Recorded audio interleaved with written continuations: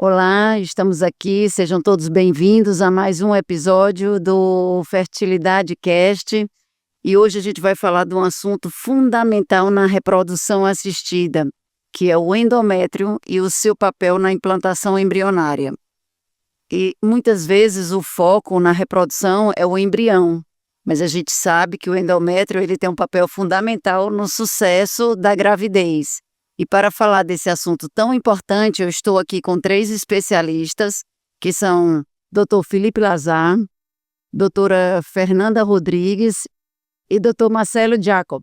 Por favor, doutores, querem falar um pouco sobre o papel do endométrio, sobre a anatomia, as patologias uterinas, né, a espessura do endométrio, a questão imunológica.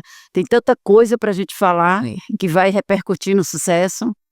Acho que a gente pode dar início, né, deixando claro que mesmo em situações ideais, aquela mulher que tem um útero normal, sem nenhuma patologia, as condições mais ideais possíveis, a gente já tem evidências que 40% do sucesso vai caber ao endométrio, através do trabalho do professor Richard Scott, que demonstrou que em 3 transferências consecutivas, sem mudar absolutamente nada, ele conseguia uma taxa de 60% de sucesso. Então, o que a gente tem que saber é que existe o fator endometrial, ele é super importante, e mesmo em mulheres que têm falhas, muitas vezes isso é uma questão de pegar um outro ciclo, porque ela permanece tendo taxas bastante altas quando você faz mais de uma transferência em condições ideais, com o embrião euploide numa mulher que não tem alteração.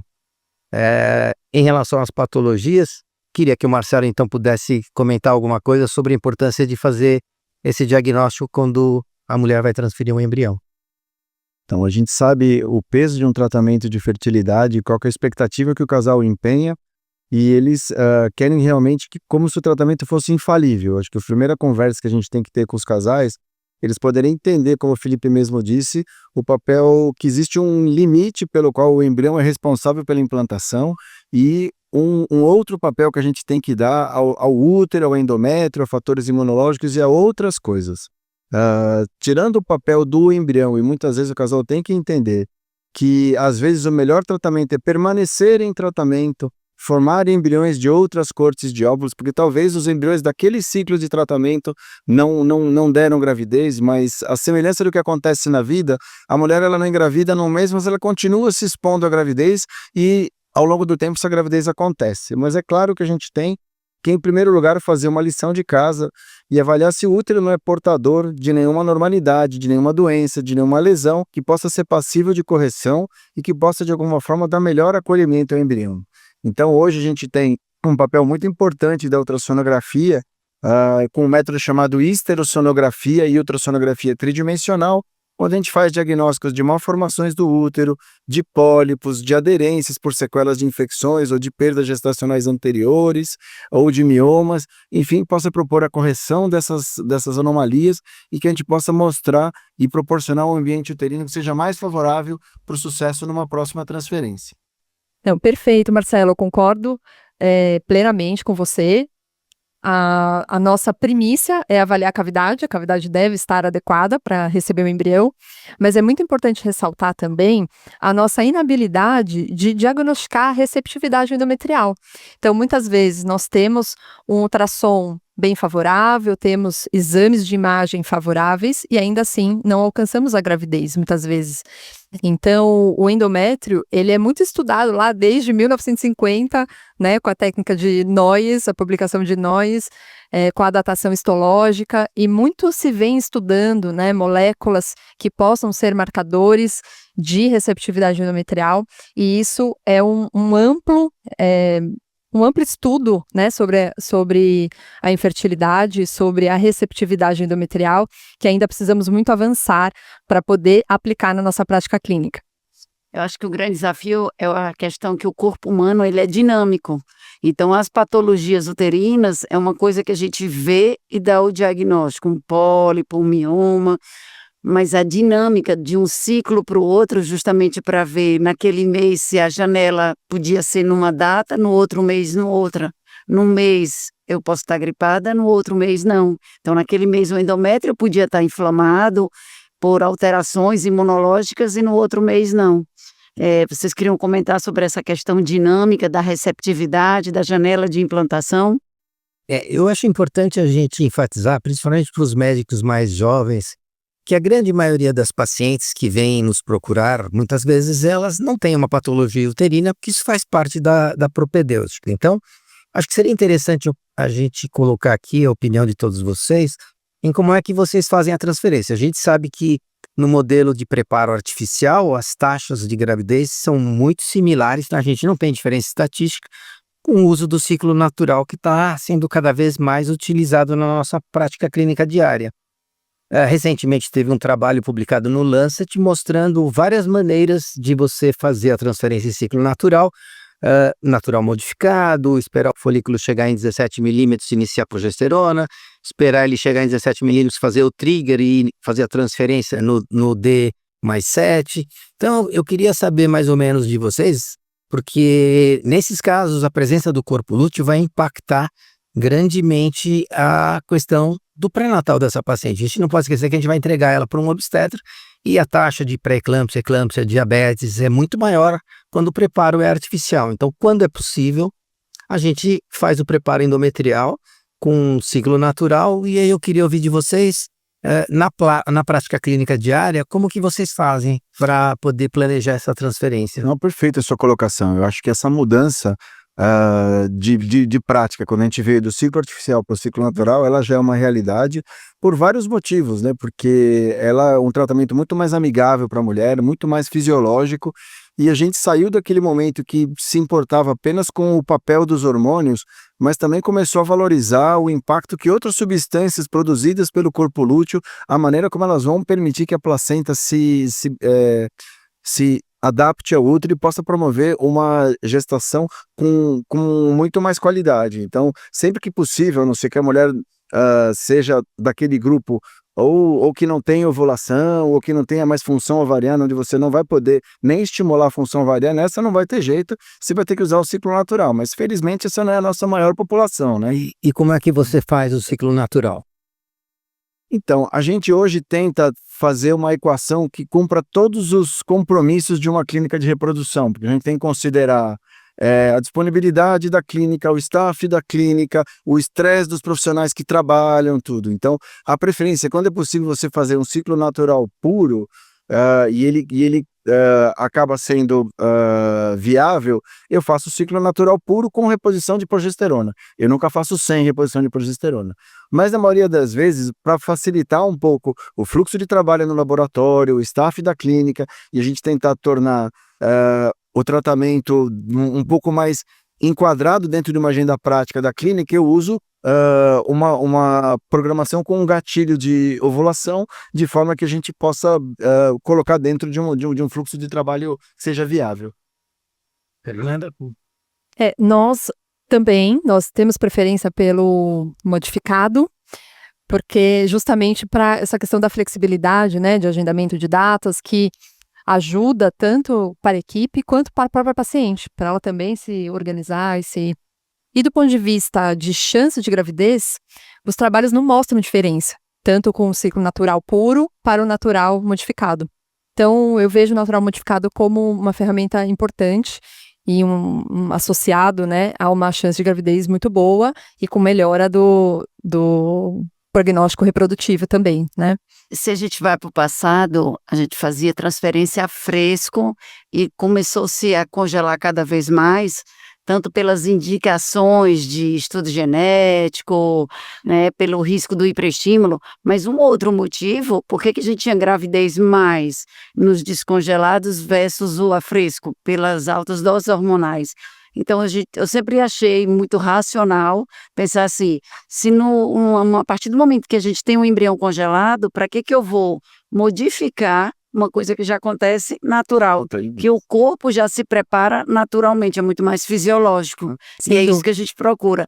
Agora, eu vi uma palestra no Congresso Brasileiro de Reprodução Assistida, de Dr. Polisos, e ele disse que a gente também tem que pensar que um é o bonzinho e o outro é o malvado. Então, o ciclo modificado, ou na realidade o ciclo medicado, o artificial, não é que ele é malvado, ele vai ter sua posição, como o Marcelo falou, vai ter para as pacientes que não ovulam, e mesmo aquelas pacientes que, por exemplo, com adenomiose, que a gente pensa em bloquear, e a gente tem que pensar que se fizer uma reposição para essas mulheres, e isso é a publicação agora dele recente, se a gente fizer uma reposição com maiores níveis de progesterona, mais do que o padrão, meio que talvez não vai ter um prognóstico obstétrico tão ruim. Pensa-se às vezes no risco relativo para pré-eclâmpsia, mas que a gente tem medicações, pode fazer um AS que vai diminuir o risco do desfecho da pré-eclâmpsia. Então, é sobretudo individualizar. Medicado, teria, na minha opinião, na minha prática clínica, Felipe, para as pacientes, a princípio, que não ovulam, as receptoras, as pacientes com adenomiose, que vão fazer um bloqueio, e natural para aquelas que ovulam. Mas também eu penso aquelas que vêm, às vezes, de outro estado, do exterior, essas talvez caberiam, porque se elas vêm para aquele período, e aí ela não ovulou, até pela expectativa emocional, Sim. e aí ela vai ter que voltar, e como é que vai ser? Então, para essas também, eu acho que ainda tem o lugar do ciclo medicado. Aproveitando aí, pegando o gancho que você colocou do ciclo medicado, a gente tem dados robustos, né? A gente tem medicina baseada em evidência sobre fazer suporte de fase lútea na transferência a fresco, que a gente utilizava muito antes do processo de vitrificação melhorar. Eu recentemente fiz um levantamento para escrever uma separata e a gente não tem evidência científica robusta sobre entrar com suporte de fase lútea nos ciclos naturais, que hoje praticamente é a nossa prática clínica diária. Alguns estudos demonstram que se você iniciar e repuser progesterona, você vai ter melhores resultados, você pode dosar progesterona na véspera da transferência se o laboratório não é tão eficaz, tão rápido. Se for acima de 8, você prossegue, senão você pode fazer o resgate e iniciar a progesterona no dia da transferência, né, no ciclo natural. Então, assim, a outra dúvida que eu acho que é uma dica é saber como que vocês fazem no ciclo natural. Eu, particularmente, sou a favor de iniciar a progesterona, eu espero ter uma ascensão fisiológica, né, para, como você colocou, a gente copiar a natureza, mas depois de 2 ou 3 dias da ovulação, eu inicio uma dose de progesterona de 800 miligramas por dia, de progesterona micronizada, para aumentar as chances de gravidez e não ter insuficiência de corpo lúteo, que a prevalência nessa amostra que a gente trata é de 15% a 37%, então existe um grande número de mulheres da infertilidade que têm insuficiência de corpo lúteo. Então, minha pergunta para vocês é, como que vocês fazem no ciclo natural? Fazem suporte de fase lútea ou não? E como é que vocês agem? Eu já até tinha dito, com certeza, eu sempre faço, eu nunca fico só com o suporte do corpo lúteo, até mesmo porque muitas vezes a paciente, ela tem uma função ovulatória, mas é uma mulher de 42 anos, 43 anos, que a gente talvez entenda que ele não tenha o mesmo vigor de um corpo lúteo de quando ela era mais jovem. Então, eu não vejo nenhum prejuízo em a gente fazer um suporte, uma ajuda para a função natural do corpo lúteo, e a minha prática é semelhante a essa que você falou. A minha também, né? A gente normalmente eu procuro, porque a minha clínica, ela tem um volume, mas não é tão grande, que eu acho que em grandes clínicas, que fazem, sei lá, mais de 100 ciclos mês, fazer natural, sem programar, vai comprometer o número de procedimentos no laboratório e a dinâmica. Mas eu digo que enquanto a clínica tiver condições de tentar em natura, eu vou. Agora, se eu vejo que está demorando para o folículo crescer e não rompeu, aí eu faço modificado, dou HCG e faço suporte de progesterona na dose de 600 a 800. Normalmente eu doso na véspera da transferência, se está abaixo de 9, 10, aí eu já faço o resgate. Nós também, lá na Huntington, usamos sim o suporte de fase lútea. E é muito importante também dizer que os artigos, né, as publicações, elas também são a favor de nós usarmos o suporte de fase lútea e que é muito importante monitorar a progesterona, né, fazer as dosagens sanguíneas justamente para determinar aquele momento do resgate, porque isso pode fazer diferença na chance de gravidez. A doutora Altina é muito amiga do professor Fatemi e ele defende que a gente faça ciclo natural puro, mas Na nossa realidade, na prática clínica diária, é muito difícil, né, Altina? Fácil. Eu disse, tem que ser uma. Massagens hormonais, né? Tipo, é o custo, é o incômodo, é o compromisso. Não é. Como ciência, a essência é muito bonita, mas torna sendo pouco efetiva, né? Eu faço, como eu faço muito, porque Fateme eu admiro, e lá atrás, na França, quando eu fiquei com Friedman, e a gente transferia fresco nas pacientes com falha de implantação, como há 20 anos atrás o congelamento não era tão bom, a gente dava como opção fazer transferência a fresco, fazer com um ciclo minimamente estimulado, justamente pensando nesse prejuízo. Então, o que eu faço de rotina para não ficar tão pesado para paciente no ciclo natural? Eu doso os 3 hormônios, estradiol, LH e progesterona, a partir de um folículo de 18, porque aí e doso em dias intercalados. Que aí, se naquele dia eu já vejo um estradiol alto e um LH e uma progesterona baixa, com 48 horas, se eu já vejo a progesterona aumentando, então eu sei que o LH foi alto no dia anterior. E normalmente ela faz no máximo 2 vezes o exame de sangue, eu consigo detectar o pico do LH e marco a transferência, assim, e ela não vai tantas vezes no ultrassom. Ela vai uma no começo do ciclo e outra no período ovulatório, o folículo está grande, e depois em média 2 ultrassons, ou 2 exames de sangue. Eu acho que essa conduta do professor Fateme é mais para aqueles casos de bom prognóstico que a gente teve falha de sucesso e talvez queira imitar mais o natural. Para a gente não se estender muito, eu vou pedir para você encerrar esse Ferticast para que eles possam depois apresentar para os colegas. Eu agradeço a todos vocês pela essa participação. É muito bom discutir com colegas, trocar essa experiência, né, de como a gente deve proceder na prática clínica, o preparo do endométrio, a preocupação da avaliação da cavidade. Muito obrigada. Obrigada pelo convite.